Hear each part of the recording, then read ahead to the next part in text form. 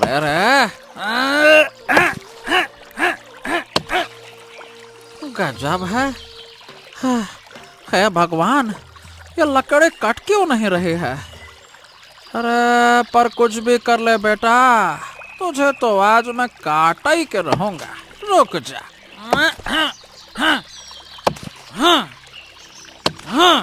महेश फिर से लकड़ियां काटने लगता है।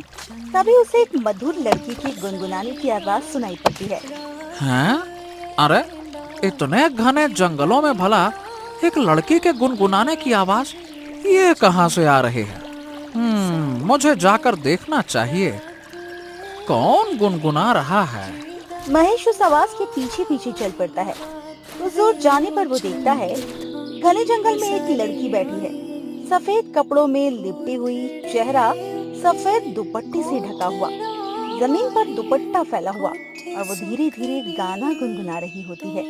ओए होए होए होए होए होए, इतनी खूबसूरत लड़की। अरे अपना चेहरा क्यों ढक रखा है, थोड़ा सा खोल के दिखाओ तो। लेकिन इसके सिर्फ होंठ ही देख लो तो दिल में एकदम हलचल सी हो रही है। कितनी खूबसूरत लग रही है। ऐसा लग रहा है जैसे गुलाब की पंखुड़ियां हों इसके होंठ। सच में यह तो बहुत ही खूबसूरत लड़की है। मैं तो वैसे भी अपनी बीवी से परेशान हो गया हूँ। हाँ चलो, इतनी खूबसूरत लड़की मिली है तो इसे अपने प्रेम जाल में फंसा कर देखता हूँ। महेश धीरे धीरे लड़की के नजदीक जाता है। तभी वो लड़की उठती है और आगे बढ़ने लगती है गाना गुनगुनाते हुए। अरे ये तो उठकर जाने लगी। हाँ कोई बात नहीं, कोई बात नहीं। कहाँ जाएंगी, मैं आऊंगा तेरे पीछे। अरे सुंदरी कहाँ जाएंगी। महेश उसका पीछा करने लगता है। लड़की चलते चलते समंदर के किनारे पहुंच जाती है और वहीं रुक जाती है। अरे ये तो श्रापित समंदर के किनारे आ गई। अरे यहाँ तो किसी भी गांव वाले का आना मना है। अरे हटा मना फना, इतनी सुंदर लड़की है, अगर ये मुझे मिल जाए तो मेरी जिंदगी में हरियाली आ जाए, जन्नत हो जाएगी जिंदगी मेरी। महेश उसके और पास जाता है। आ जाओ, मेरे पीछे आओ। मोहिनी फिर से धुन गुनगुनाने लगती है। उसकी आवाज सुनते ही महेश पूरी तरह मोहित हो जाता है और उसके पीछे पीछे चलता हुआ समंदर के ऊपर चलने लगता है। चलते चलते वो समंदर के बीचों बीच पहुंच जाता है। अरे अरे ये क्या,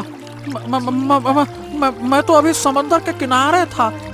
ये तो मैं समंदर के बीच में कैसे आ गया, ये कैसे हुआ।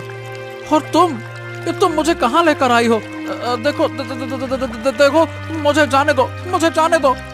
अचानक महेश पानी में डूबने लगता है और लड़की जोर जोर से हंसती है और अचानक महेश घने जंगल में आकर गिर पड़ता है। चारों तरफ सुंदर फूल, सुनहरे पेड़ और बेहद खूबसूरत दुनिया होती है।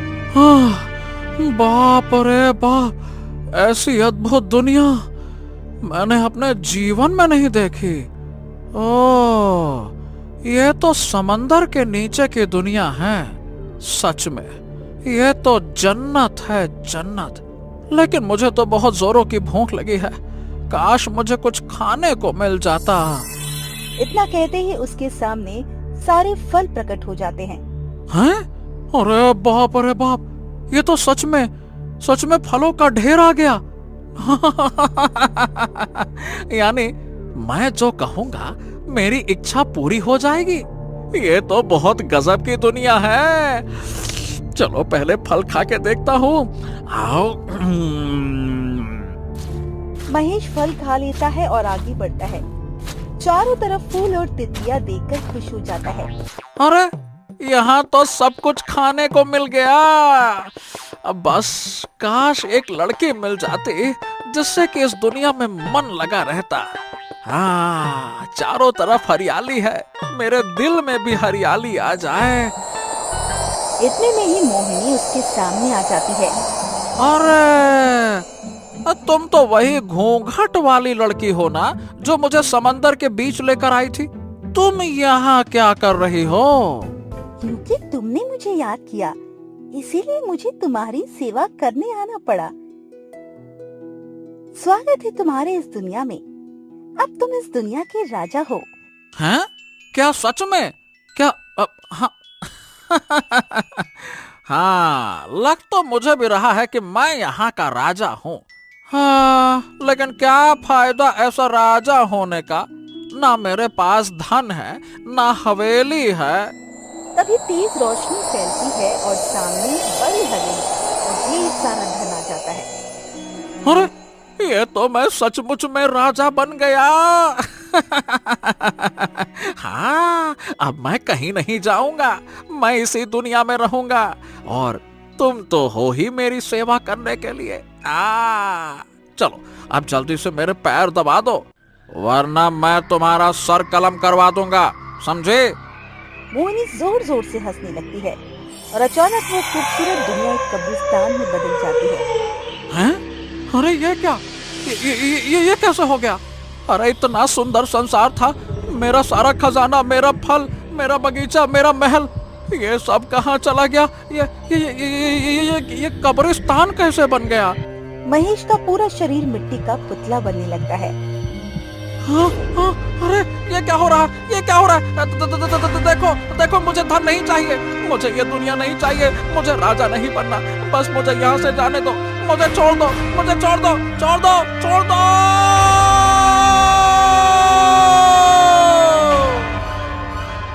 महेश चीखता चिल्लाता है, लेकिन वो पूरी तरह मिट्टी का पुतला बन जाता है।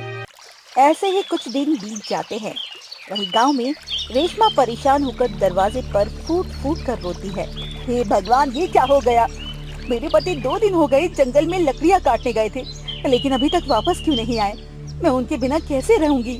रेशमा फूट फूट कर रोने लगती है। तभी सभी गांव वाले इकट्ठा हो जाते हैं। अरे क्या हो गया रेशमा, तुम इतना रो क्यों रही हो? क्या बात है? मुखिया जी, कुछ करिए ना।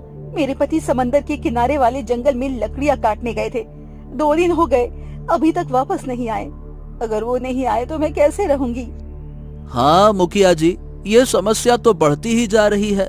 मतलब जो भी समंदर के किनारे वाले जंगल में लकड़ियां काटने या फिर फल लेने जाता है, वो वापस नहीं लौटता, सब उसी समंदर में गायब हो जाते हैं।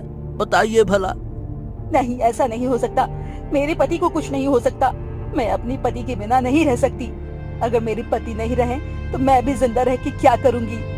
रेशमा घर के अंदर चली जाती है।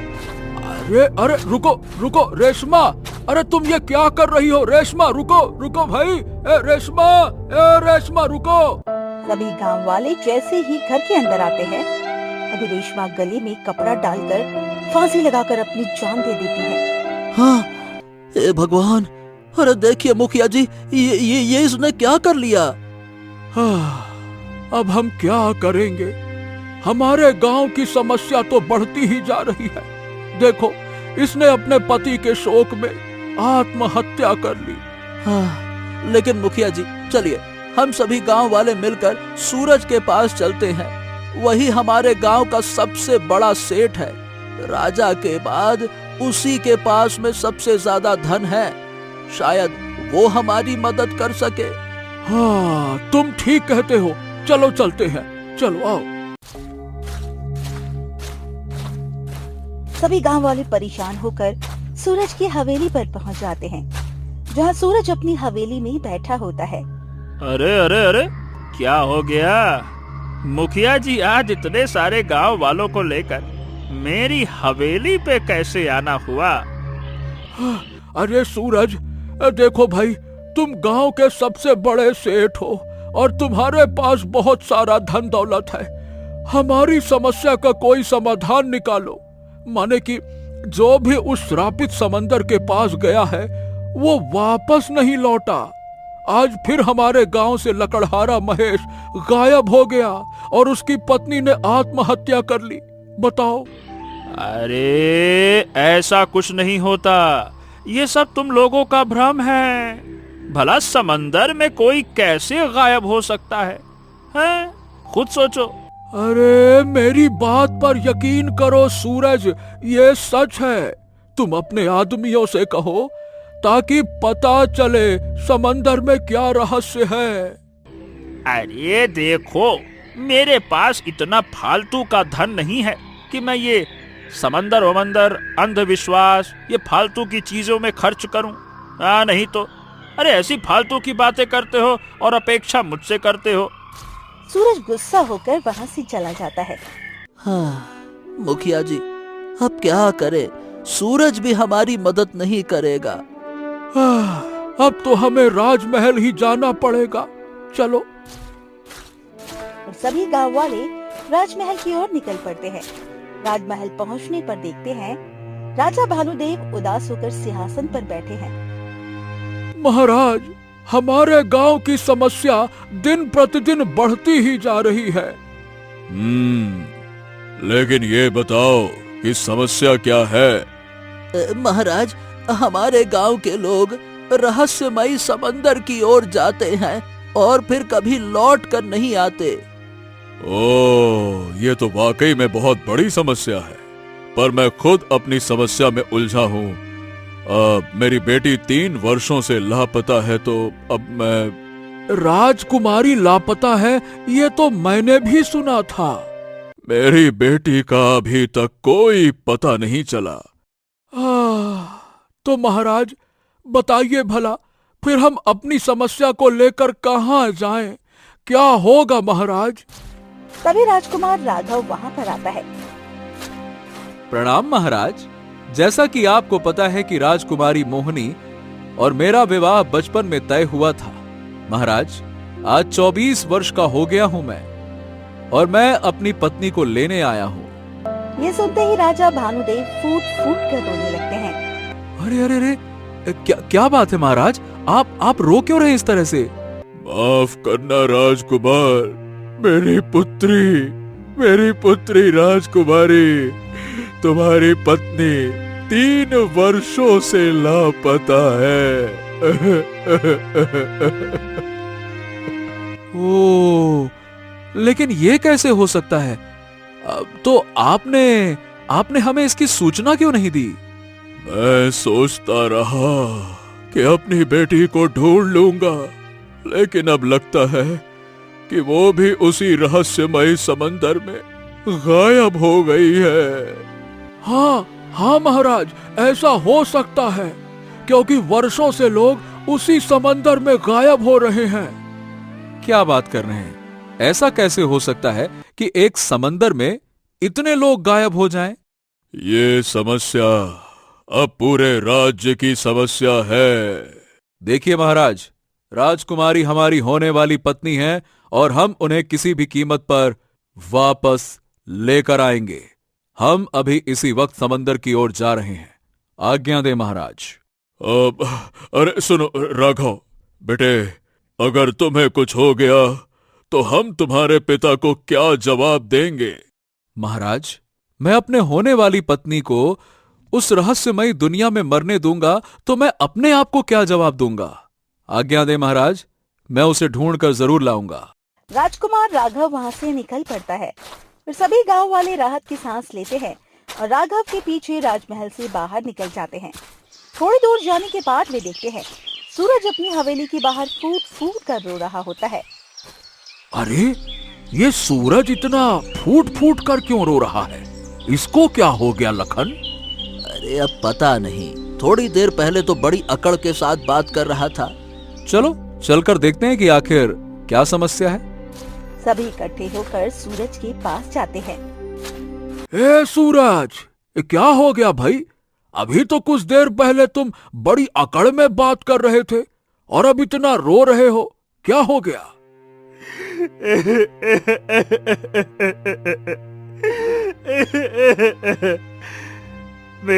मेरी मदद करो मुखिया जी। मेरी पत्नी पता नहीं कहाँ चली गई। वो कहीं नहीं मिल रही।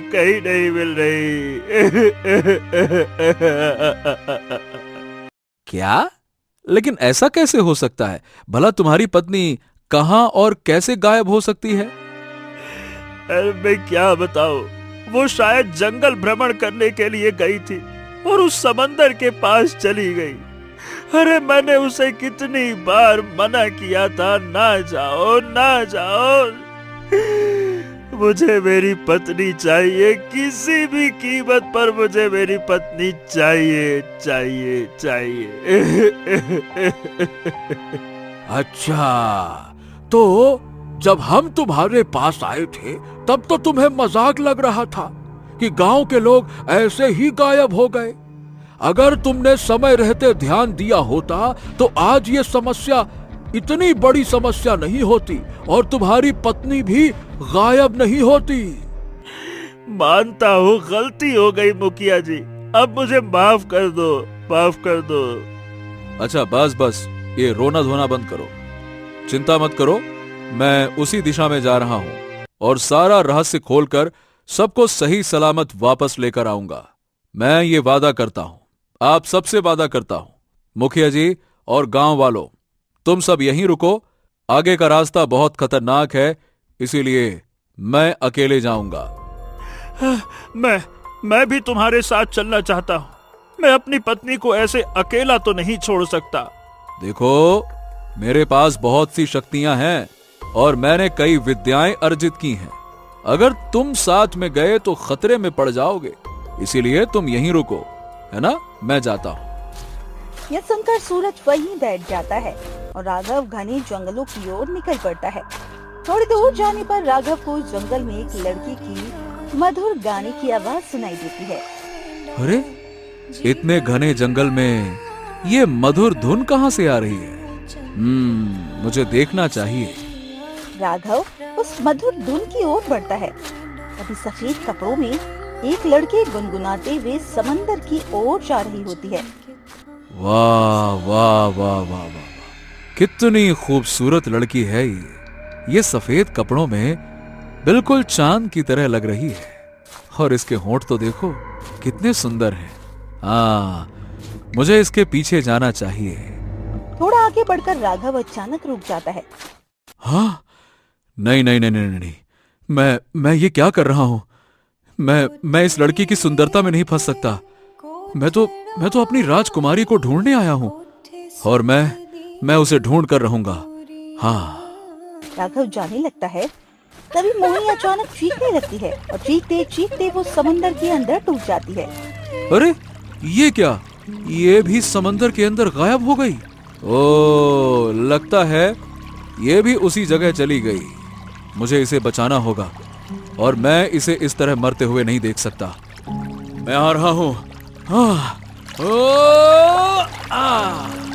राघव उसके पीछे दौड़ता है और समंदर में कूद जाता है। देखते ही देखते राघव समंदर के अंदर एक सुनहरी दुनिया में पहुंच जाता है। ये क्या? मैं तो समंदर के अंदर कूदा था उस लड़की को बचाने के लिए, लेकिन वो लड़की कहीं दिखाई नहीं दे रही है। और ये मैं कहाँ आ गया? यहाँ चारों तरफ घने जंगल और सुंदर फूल हैं। ये कौन सी दुनिया है भला? समंदर के अंदर इतनी खूबसूरत दुनिया कैसे हो सकती है? राघव आगे बढ़ता है, तभी उसे एक मोम के पुतले से आंसू गिरते हुए नजर आते हैं। ये क्या? एक मोम के पुतले से आंसू कैसे गिर सकते हैं? बाप रे, ये पुतला तो बिल्कुल इंसान जैसा लग रहा है, जैसे एकदम कोई जिंदा इंसान मोम का पुतला बन गया हो। वाह! तुम यहाँ से चले जाओ, इसके आगे मत जाना, वरना तुम भी मोम के पुतले बन जाओगे। चले जाओ। अरे, भला तुम बोल कैसे सकते हो? तुम मोम के पुतले होकर कैसे बोल रहे हो? मैं कोई मोम का पुतला नहीं हूँ, मैं एक इंसान हूँ। लालच में यहाँ आ गया और मोम का पुतला बन गया, पर तुम तो वापस चले जाओ। ओ, ठीक है, तुम चिंता मत करो, मैं तुम सबको ठीक करके यहाँ से लेकर जाऊंगा और जिसने तुम्हें मोम का पुतला बनाया है मैं उसका चेहरा जरूर देखूंगा। चिंता मत करो। राघव आगे बढ़ता है। थोड़ी दूर पर उसे एक घायल पक्षी जमीन पर गिरा हुआ दिखाई देता है। ओ हो, इस पक्षी के पंख से तो खून निकल रहा है और ये बेचारा तड़प रहा है। मुझे इसकी मदद करनी चाहिए। इस पक्षी को छोड़ दो, अगर तुम इसे बचाओगे तो राजा बनने का मौका खो दोगे। क्या? कौन बोल रहा है? मेरे सामने आओ, जो भी है मेरे सामने आओ। मैं इस जंगल का रक्षक हूँ। इस चिड़िया ने अपराध किया था, इसीलिए इसे सजा मिली है। अगर तुम इसे मिट्टी में दबा दोगे तो तुम्हें ढेर सारा धन मिलेगा, बड़ा महल मिलेगा और तुम यहाँ के राजा बन जाओगे। नहीं, मैं किसी जीवित प्राणी को जिंदा मिट्टी में नहीं दबा सकता, चाहे उसने अपराध ही क्यों न किया हो। मुझे तुम्हारा धन नहीं चाहिए। राघव जड़ी बूटी का पत्ता तोड़ता है। वो पत्ता चिड़िया के पंख पर लगाता है। चिड़िया तुरंत ठीक हो जाती है और उड़ जाती है। हाँ, चलो, किसी की तो जान बची। राघव आगे बढ़ने लगता है। उसके सामने ढेर सारा खजाना दिखाई देता है। हाँ, बाप रे, यहाँ भी इतना सारा खजाना। खैर, मुझे इससे कोई मतलब नहीं है। मुझे किसी धन के लालच में नहीं पड़ना। मुझे आगे जाना है। राघव आगे बढ़ता है।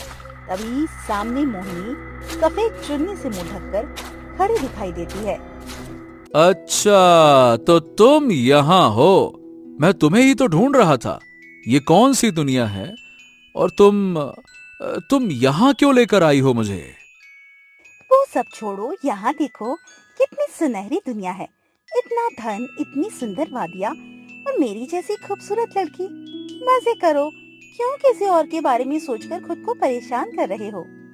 देखो, मैं यहाँ कोई मजे करने नहीं आया हूँ, और तुम कितनी भी सुंदर क्यों ना हो, सुंदरता सिर्फ तुम्हारे पति के लिए होती है, किसी और के लिए नहीं। और मैं तुम्हें जानता भी नहीं हूँ। फिर तुम ऐसे शब्द क्यों बोल रही हो? अरे, तुम पहले ऐसे मत हो जो किसी सुंदर स्त्री को ऐसे मना कर रहे हो, जबकि मैं खुद तुम्हें बुला रही हूँ। नहीं नहीं नहीं नहीं, देखो, मेरी शादी किसी और से तय हो चुकी है और मैं अपनी पत्नी के सिवा किसी गैर स्त्री को छू भी नहीं सकता। मुझे सिर्फ गांव वालों को बचाना है और इस समंदर की दुनिया का रहस्य जानना है। भूल जाओ ये रहस्य, तुम कभी नहीं जान पाओगे। अरे, अब ऐसा मत कहो।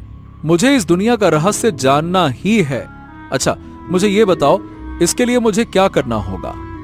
इसके लिए तुम्हें मरना पड़ेगा, तभी तुम इस गांव का रहस्य और गायब हो रहे लोगों का सच जान पाओगे। ओ, ठीक है। अगर मेरे मरने से इतने लोगों की पीड़ा खत्म हो सकती है और तुम भी बच सकती हो, तो मैं इसके लिए तैयार हूं। सोच लो, सामने इतना खजाना, इतनी हसीन दुनिया और एक खूबसूरत लड़की, सब छोड़कर फालतू गांव वालों के लिए अपनी जान क्यों देना चाहते हो? क्योंकि जान चाहे किसी की क्यों ना हो, कीमती होती है और मैं सबको बचाना चाहता हूँ। राघव अपनी तलवार उठाकर अपनी गर्दन पर रख लेता है। रुक जाओ, ऐसा मत करो। ठीक है, मैं बताती हूँ। बताओ, तुम्हें क्या जानना है? हाँ, तो ठीक है। सबसे पहले मुझे तुम्हारा चेहरा देखना है। तुम हर वक्त इस दुपट्टे में अपना चेहरा क्यों छुपाती हो? मुझे इसके पीछे का राज जानना है। मोहिनी जैसे ही दुपट्टा हटाती है, उसका पूरा चेहरा जला हुआ दिखाई देता है। हाँ, ये क्या? ये कैसे हुआ? बाप रे बाप! तुम्हारे होंठ इतने सुंदर थे, लेकिन चेहरा इतना भयानक कैसे? बाप रे! मुझे पूरा सच बताओ, ये क्या चक्कर है? तुम्हारे ही जैसे एक इंसान ने अपनी इच्छा पूरी करने के बाद मुझे इस हाल में छोड़ दिया। तो मुझे बताओ, किसने ऐसा किया तुम्हारे साथ? मैं तुम्हारी मदद करूंगा और उसे सजा दिलाऊंगा, ये मेरा वचन है। बताओ। ठीक है, सुनो। मैं कोई आम लड़की नहीं थी, मैं राजा भानुदेव की पुत्री मोहिनी थी। सुबह का समय था। राजा भानुदेव मोहिनी के कक्ष में आते हैं। पिताजी, आज इतनी सुबह आप यहाँ? सब ठीक तो है ना? मोहिनी, तुम्हें पता है तुम्हारा विवाह राजकुमार राघव से तय हुआ है।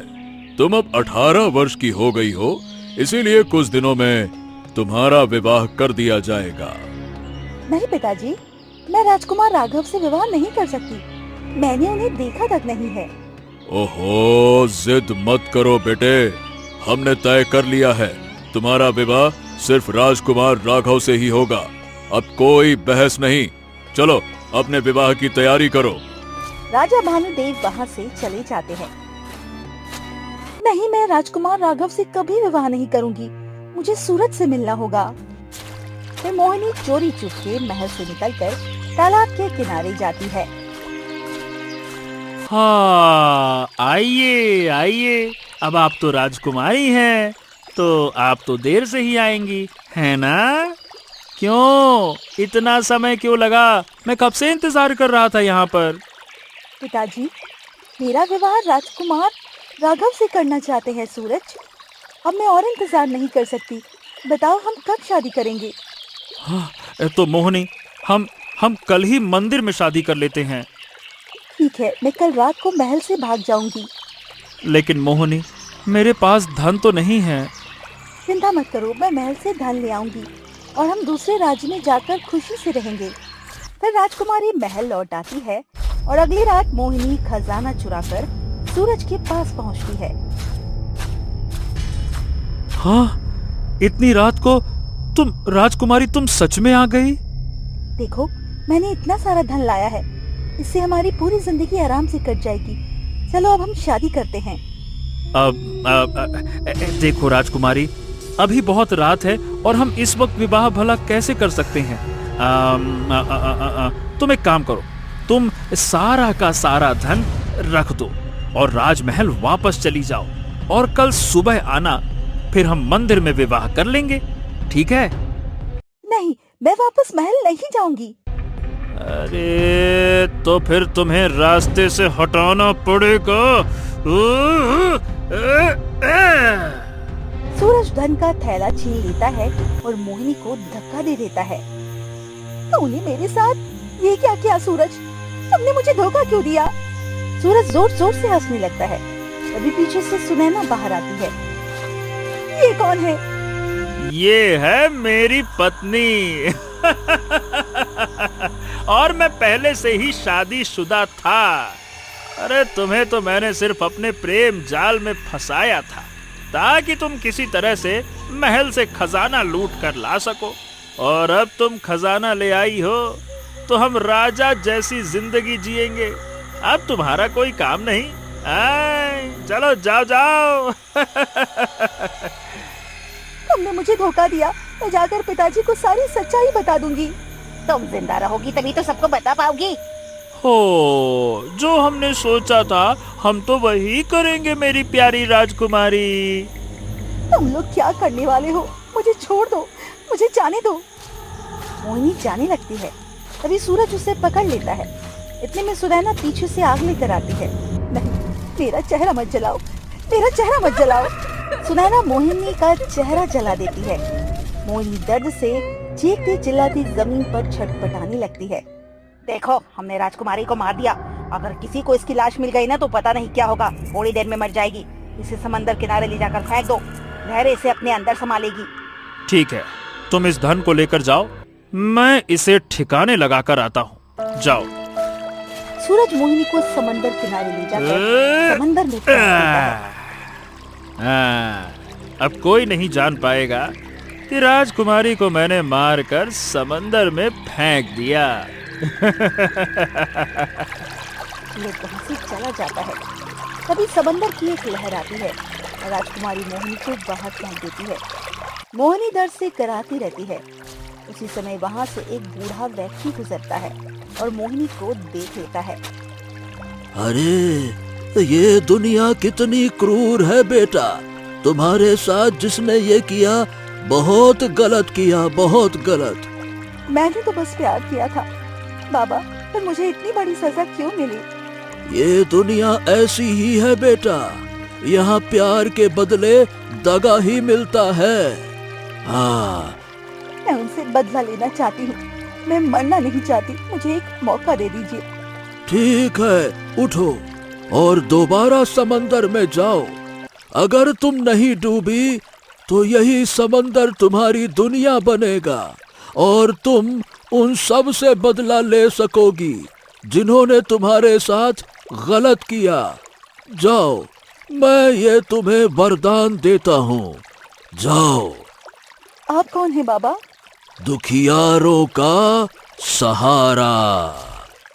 बूढ़ा व्यक्ति घने जंगल में चला जाता है। मोहिनी कमजोर हालत में उठती है और समंदर में जाती है। मोहिनी समंदर में नहीं डूबती, बल्कि समंदर के ऊपर चलने लगती है। मैं समुंदर के ऊपर चल रही हूँ, मैं डूबी नहीं, यानी मुझे सच में शक्तियाँ मिल गई है। काश मेरी अपनी एक दुनिया होती। तभी मोहिनी समंदर के अंदर चली जाती है। यहाँ चारों एक खूबसूरत जंगल दिखाई देता है। अब यही मेरी दुनिया है और अब मैं जो चाहूँ कर सकती हूँ। मैं सबसे चुन चुन कर बदला लूंगी। तब से मैं उन सब गांव वालों से बदला ले रही हूँ और सबको इस समंदर में कैद कर रही हूँ। हो, देखो, तुम्हारे साथ जो हुआ वो वाकई में गलत हुआ राजकुमारी मोहिनी। मैं तुम्हें इंसाफ दिलाऊंगा, वादा है मेरा, और दोषियों को सजा भी दिलाऊंगा। बस तुम मुझ पर विश्वास करो। तुम भी तो एक मर्द हो, मैं तुम पर कैसे विश्वास करूं? देखो, मैं एक राजकुमार हूं। मैं राजकुमार राघव हूं जिससे तुम्हारा विवाह हुआ था। तुम्हें मैं इस रूप में भी स्वीकार करता हूं और मैं तुमसे विवाह करता हूं, क्योंकि मैं तुम्हें उतना प्रेम दूंगा जितना पहले देना चाहता था। मेरे प्रेम में कभी कोई कमी नहीं होगी। अब तो करोगे विश्वास? तो तुम ही राजकुमार राघव हो जिससे मेरी विवाह तय हुई थी। मुझे माफ कर दो, मुझे अपने पिता की बात मान लेनी चाहिए। मैं एक धोखेबाज के प्रेम में पड़कर इस हालत में पहुंच गई, लेकिन अब मैं इस चेहरे के साथ वापस नहीं जा सकती हूँ और ना ही तुम्हारी पत्नी बन सकती हूँ। मुझे भूल जाओ। देखो मोहिनी, अब ये दुनिया खत्म करो और चलो मेरे साथ। तुम्हारे पिताजी बहुत परेशान हैं। एक व्यक्ति की गलती की सजा पूरे गांव को क्यों दे रही हो? क्योंकि गांव वालों ने भी मेरा साथ नहीं दिया। अगर वे चाहते तो खजाने का सच सामने आ सकता था। ओहो, अब ये सब छोड़ो, चलो मेरे साथ। चलो भी ना, मान जाओ, चलो। ठीक है, अगर तुम इतना जिद कर रहे हो तो मैं तुम्हारे साथ चलूंगी। ही जादुई दुनिया, मैं इस दुनिया में नहीं रहना चाहती। इसे खत्म कर दो और जिन्हें मैंने कैद किया है सभी को समंदर से बाहर निकाल दो। तेज रोशनी फैलती है और सभी लोग समंदर किनारे आ जाते हैं। मैं इंसान बन गया। मैं तो मोम का पुतला बन गया था। तुमने मुझसे बात की थी, तुम्हारा बहुत बहुत धन्यवाद। मैं ठीक हो गया। हाँ, तुम राजमहल जाओ और महाराज को लेकर गांव की चौपाल पर आओ। जाओ। हाँ, तुमने मुझे आजाद किया, मैं ये काम जरूर करूंगा। मैं जाता हूँ। हाँ। महेश वहाँ से चला जाता है। तभी पीछे से सुनैना आती है और भागने की कोशिश करती है। तभी राघव उसे पकड़ लेता है। अरे अरे अरे अरे, तुम कहां भाग कर जाओगी? अभी तुम्हें और तुम्हारे पति को इसकी सजा जरूर मिलेगी। चलो। नहीं, मुझे छोड़ दो। मुझसे गलती हो गई। तुमने मेरा चेहरा जला दिया और तुमसे गलती हो गई। अब तो पूरे गांव वालों के सामने तुम्हें तुम्हारी करनी की सजा मिलेगी। राघव राजकुमारी मोहिनी और सुनैना को पकड़कर गांव की चौपाल पर ले जाता है। कुछ देर में महेश राजा भानुदेव को भी वहां ले आता है। राजा भानुदेव जैसे ही अपनी राजकुमारी का चेहरा देखते हैं वो काफी डर जाते हैं। हाँ, ये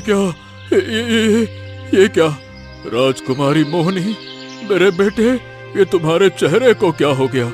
ये तुम्हारा चेहरा ऐसे कैसे जल गया बेटा? ये क्या हो गया? सभी गांव वाले भी वहां इकट्ठा होते हैं। मैं बताता हूं महाराज की क्या हुआ है, लेकिन उससे पहले मुखिया जी, आप गांव के सूरज को यहाँ लेकर आइए। फिर मुखिया कुछ ही देर में सूरज को वहां ले आता है। सूरज जैसे ही राजकुमारी मोहिनी को देखता है और डर के मारे कांपने लगता है। पिताजी, मेरा चेहरा जला नहीं था बल्कि जलाया गया था, और वो जलाने वाला कोई और नहीं बल्कि सूरज था।